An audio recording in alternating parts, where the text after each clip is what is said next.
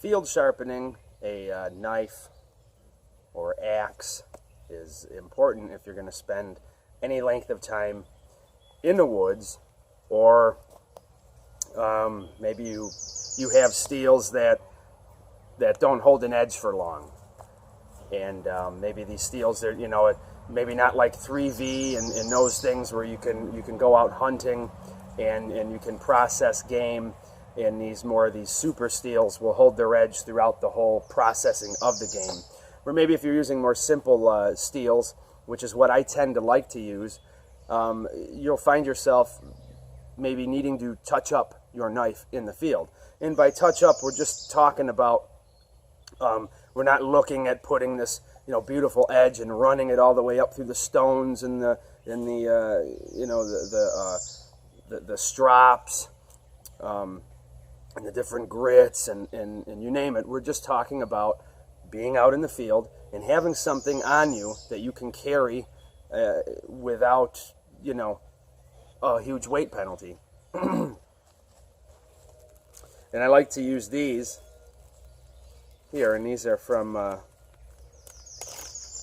Edge Pro. And there's a bunch of different stones that come with this Edge Pro. It's a sort of a guided knife sharpening system. I don't use it.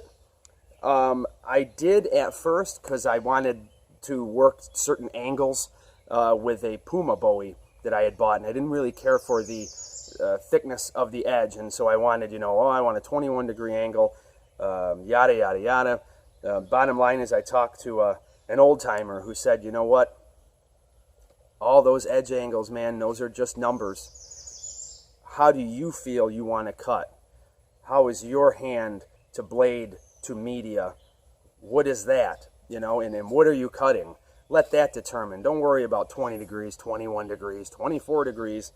Don't get caught up in that. So anyways, so these here, this is the Edge Pro, and this is the 1000, the 600. Okay, sorry if you couldn't see that. And the 400. It goes down even further in grit. So you could carry those. I tend to like these, and you can rubber band these. You can rubber band these together and carry them in a pack. They have like an aluminum backing, something along those lines, and you can carry these in the field pretty readily. You can carry one of them if you want, or you can carry three. I sort of like to carry the three of them, just because you can really touch something up if you want to.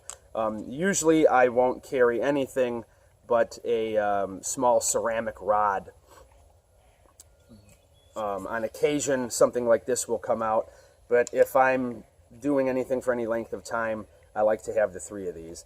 And there's a weight penalty, and there is with anything, but a weight penalty versus ease of use with your tools is awesome.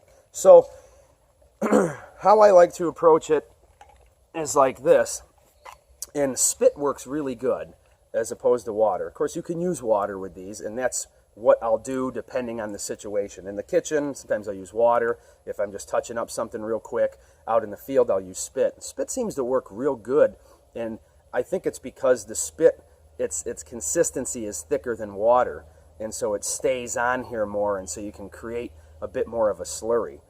Sorry for the disgustingness of this, but okay, so this is a Mora. Everyone knows it. It's got a Scandinavian grind. It's actually slightly hollow because of the way the production process of it, but anyways, none of that's really important. You can, we'll just say we spit on this, and I'll spare you the grossness of that. And we can follow this bevel just like this, all right, which is very easy to do, no problem. I have even done it like this. Okay, and this here is usually for something that maybe isn't Scandi, unless you're very meticulous and you want to keep that, you know, that flat, you know, that true Scandi that people talk about. So there's a couple methods there. You know what I mean? You can go with it. I usually like nice convex edges on a lot of my stuff, and I don't usually use a Scandinavian grind knife too often, although I do enjoy their use. I pretty much enjoy any knife.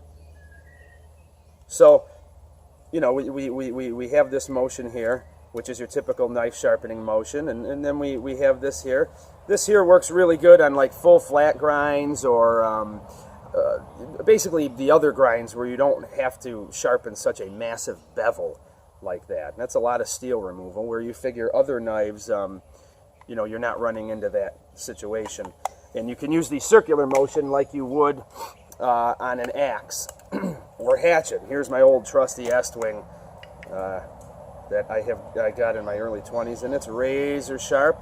This here I will sharpen in this manner, because we're only sharpening a very minute portion of this edge with this circular motion. So this is field sharpening, and you know what? This takes it to 1,000 grit, and in all honesty, I don't know if you'll ever need to have an edge beyond 1,000 grit. It's actually quite a lot when you think about it. But the way these stones are, and a lot of these water stones, you can get up into the thousands, no problem. 6,000, 8,000, 12,000, and then you're bringing it to these different compounds, you know, black, green, white, which I think is the most, is the finest you can get. A lot of that is, I don't know, maybe perhaps a little too much, but you can sharpen like this in the field with these, or you can sharpen at home with these. And a lot of times I'll just sharpen at home like this. If I'm doing stuff, or I have my axe and I want to cut something down out in my woods here, or back there in the back there in the swamp, so then I just grab this here, and I'll just grab my axe out of the back porch or whatever, and just polish that bad boy up like that real quick and go out, if it needs it, obviously. On occasion, all right, I will pop off my belt and just maybe take a slight burr off if I sort of have one, but usually with 1,000 grit, and if you're not over sharpening and creating these massive burrs, I usually don't even find that I need to strop it after. Like I said, 1,000 grit's actually quite high. So don't be afraid to field sharpen any of your tools. It's a skill that you probably should know. There's all these little tricks and different things of taking a log and notching it, and you know, so you have this nice flat spot to rest this in. I've seen people put it on their boot.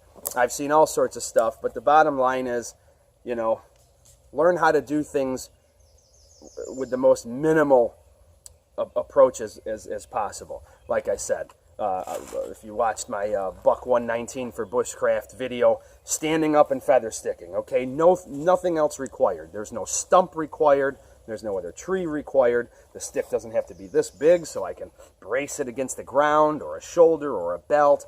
It's just standing up. And it's the same with sharpening the knife, and it's really the same type of motion that we're using, right? I'm just standing here, okay, and I'm doing this. Maybe my deer is strung up here. Maybe my deer is on the ground.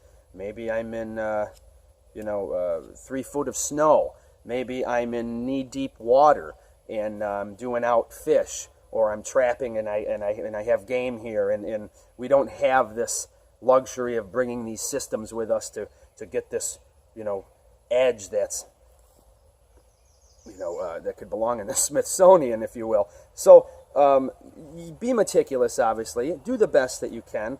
But the bottom line is you can always, back at your camp, cabin, home, hotel room, wherever you happen to be, you can actually put the edge you prefer on there if you are going to be that meticulous. I'm usually not that meticulous. Okay, and my knives shave hair, my knives shave wood, process game, food, you name it. I don't have an issue with a sharp knife or keeping it sharp, but I also don't need a bench stone and, you know, all this lighting and a jig.